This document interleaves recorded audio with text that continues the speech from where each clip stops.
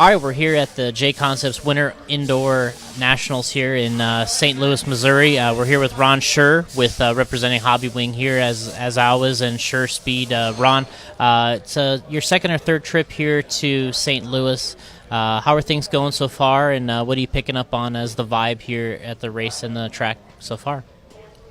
I think it's safe to say this is a high excitement level compared to my last times here. It's by far the biggest one. A lot of excitement in the air. As far as we're concerned, directly to Hobbywing Schuurspeed, we've got my guys up in the main in the buggy and Trac. So I'm happy we were able to continue that because competition's pretty deep. On the Hobbywing side, a lot of the guys are running the new little stock spec, the small lightweight unit, and we're getting great results out of that. So, I mean, to jump right into the product here a little bit, I mean, you guys have had a lot of success with the just stock speed control. Would you say this is kind of another version and the next generation? The stock spec is a very solid speed control.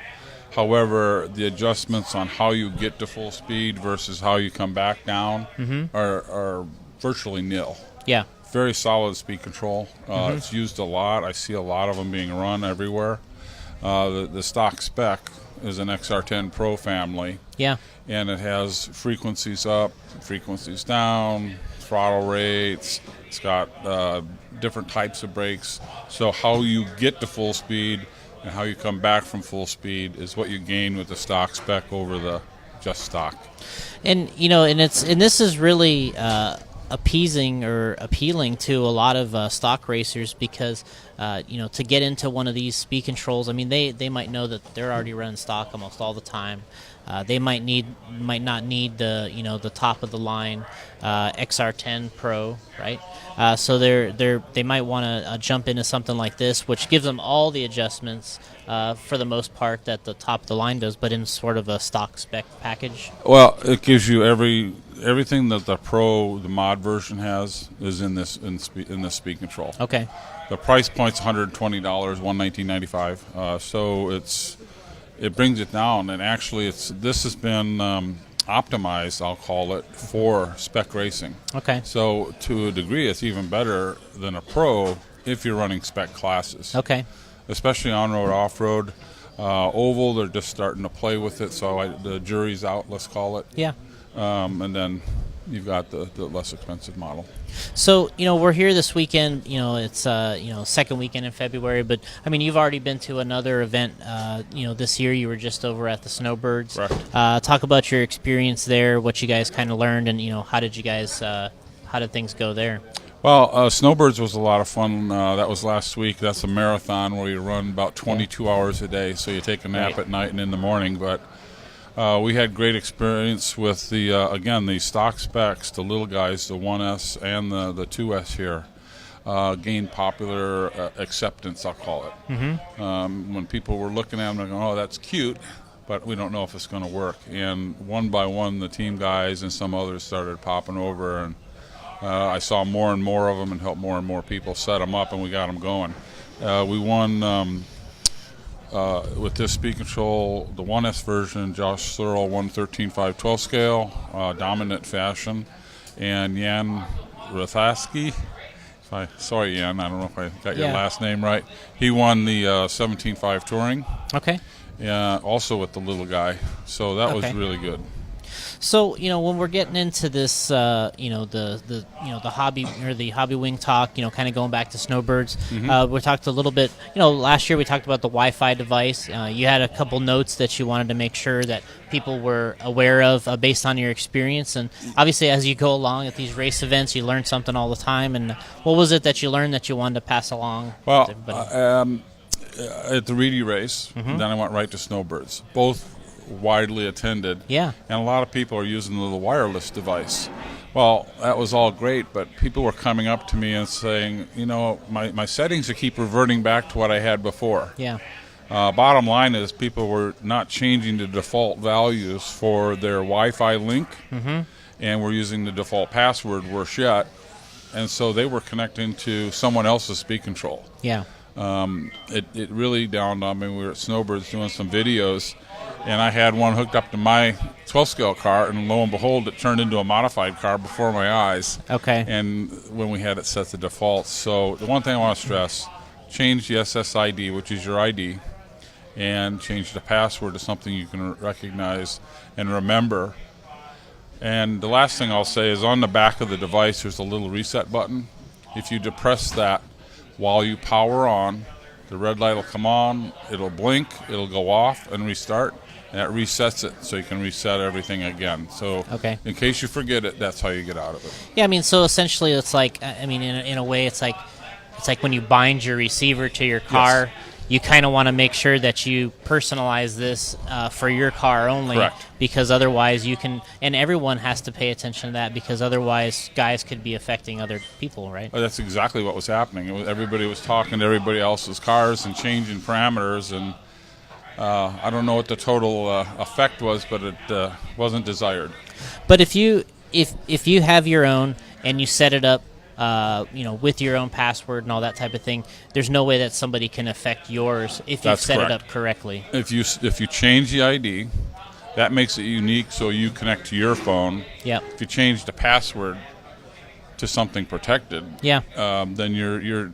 It not only does it work more securely, it connects much faster because now it's looking for your device rather than all the devices that are going on in the paddock. Okay. Yeah. So. Yeah, a little update about the new stock spec here. Mm-hmm. Going back to the just stock, talked about the Wi-Fi a little bit. We're going into the Schuurspeed stuff. You talked about some guys that were running really well this weekend. Yep. In the main events. But what do you think about your drivers and how the motor's performing on that end? The motors are performing well, and this is the first time here that we haven't used just the standard stack. Some of the guys are using the short stack. So. The standard stack, we're running gearing on this small little track of 29 to 30, 72 range. Mm-hmm. And with the short stack, we're running 28 tooth pinions and 29s. Okay. And they're both getting the job done.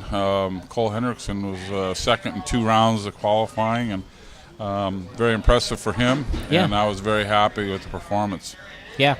And better known as Fluffy. Fluffy, yes. Fluffy is pulling it off. He's getting the job done. Yes. So, kind of looking towards the future here. What are we going to see? First of all, where are we going to see you coming up next? Events, and then what's coming down the line from Hobbywing that people should kind of take a look at?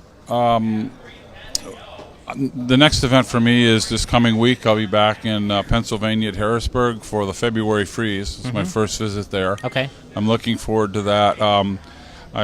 This particular motor here, the Schuurspeed part short stack standard part number 54174, is the spec motor for the East Coast for CDOB and I'm drawing a blank here on the other organization. But they're running my motor as a spec motor, so I want to be there. This is their first major event. I want to be there for support, questions, issues, concerns, what have you. So I'm looking forward to going over and seeing them. What's coming on the Hobbywing side, we're working on a new software release. Okay. No fixes per se, but we're trying to work out some different parameters to change to make it, I think, one step better than it is right now. Okay. And one thing I want to point out, we're going to be releasing some information on the technical side. We just didn't say too much, but you'll be seeing some more information on technology that we've employed to enable what we're doing right now. Okay. Anything else coming down the line from Hobbywing? I mean, you guys, you really kind of got the speed control thing down. I mean, there's been some excitement out there with people, talking with servos and stuff connected to servos and receivers inside of servos. And what's you see any of that stuff coming down the road, or are you guys strictly going to stay in the speed control arena? As much as I'd like to share that with you, there's been discussion, but I don't think it's worth talking about it. It's too preliminary. I don't know where it'll go. Yeah. But there's some pretty crazy stuff that I think a lot of people in the industry are working on. Yeah. Yeah. So I think the next year and a half is going to be pretty exciting. Yeah. I mean, it's going to get to the point where the electrical in the cars are going to be so minimalized in a sense where they could be they start to look. The cars are going to look more open. You know, it used to be full of electrical and batteries, and the batteries are smaller. Everything's smaller now. Everything's smaller, and the speed controls are now at the level of complexity, and then the new radios coming out are offering more functions that used to be only in a Speedo. Yeah. So to tune all this stuff is a very daunting task for most people, and I'm fortunate enough from Hobbywing's point of view and so forth to get around and try to spread the word on how to navigate that and give the racers some idea how to best utilize it for themselves. All right, Ron. Well, that's our update here with Hobbywing and Schuurspeed. Ron's having a good weekend here at the Winter Indoor Nationals. We wish some luck for the rest of the weekend here, and then back when you do the February freeze. Good luck out there, and we'll see you soon, and thanks for joining us. Yes, thank you, and the series is great. I'm really excited for the rest of them, and I guess I see you at Dirt Nitro Challenge. See you there. Yep. Thanks. Bye-bye.